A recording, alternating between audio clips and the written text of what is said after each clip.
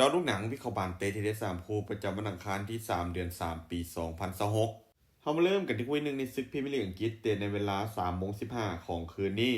การพบกันระหว่างบวยวูแฮมป์ตันวันเดอร์เลอร์จากการลงเล่นไป29นัดมี13คะแนนจะเปิดบ้านต้อนรับการมาเยือนของหงแดงลิเวอร์พูลมี48คะแนนจากการลงเล่นไป28นัดวูพวกเขามีฟอร์มการเล่นที่ดีขึ้นจากช่วงต้นของฤดูกาลการเล่นในบ้านของพวกเขาเล่นได้อย่างเหนียวแน่นพอสมควรแต่แนวรับยังคงมีลุ้นให้เห็นเกมล่าสุดในลีกพวกเขาถือว่าเฮ็ดได้ดีด้วยการพลิกล็อกเอาชนะแอสตันวิลล่าไปด้วยสกอร์2-0ส่วนลิเวอร์พูลพวกเขามีฟอร์มการเล่นในช่วงหลังที่ดีกว่าอย่างชัดเจนเกมบุกของพวกเขามีความไวดุดันและเพสซิ่งคู่แข่งได้ดีแม้เกมนี้พวกเขาจะมาเยือนแต่คุณภาพทีมยังคงเหนือกว่าอย่างเห็นได้ชัดเบิ่งจากภาพรวมในเกมนี้ลิเวอร์พูลค่อนข้างที่จะแพ้ยากและมีโอกาสค่อนข้างสูงที่จะเก็บชัยชนะไปได้ขึ้นอยู่กับความเฉียบคมในแดนหน้าว่าจะยิงประตูได้หลายหรือบ่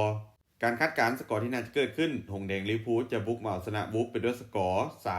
3-1มากันตอนคู่ที่2เตะในเวลา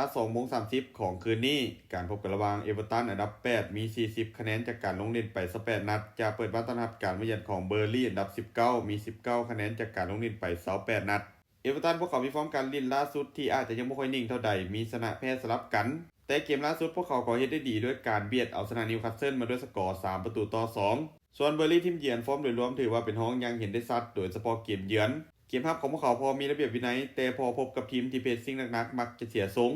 รูปเกมคาดว่าเอเวอร์ตันพวกเขาลินในบ้านน่าจะคล้องบาหลายกว่าเดินหน้าบุกจากทางด้านข้างส่วนเบอร์ลี่พวกเขาน่าจะถอยไปลินตั้งรับลึกล้อจังหวะการเล่นเกมสวนกลับและลุกตั้งเตะในการโจมตีเกมมีโอกาสที่จะอึดอัดในช่วงแรกแต่ในท้ายที่สุดคาดว่าเจ้าบ้านเอเวอร์ตันมีดีพอที่จะเก็บชัยชนะไปได้ในนัดนี้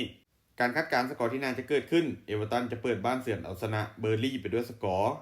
1-0มากันต่อที่คู่ที่3อยู่ที่ศึกพรีเมียร์ลีกอังกฤษในเวลา 2:30 ของคืนนี้การพบกันระหว่างลีดยูไนเต็ดอันดับ15มี31คะแนนจะเปิดบ้านต้อนรับการมาเยือนของซันเดอร์แลนด์อันดับ12มี37คะแนนจากการลงเล่นไป28นัด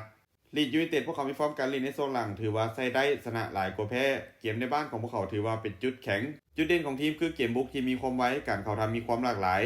ส่วนซันเดอร์แลนด์ทีมเยือนฟอร์มยังขึ้นลงแต่บ่แม่นทีมที่จะแจกแต้มง่ายๆเกมสวนกลับของพวกเขาถือว่ามีความอันตรายใช้ความไวจากแนวบุกในการโจมตี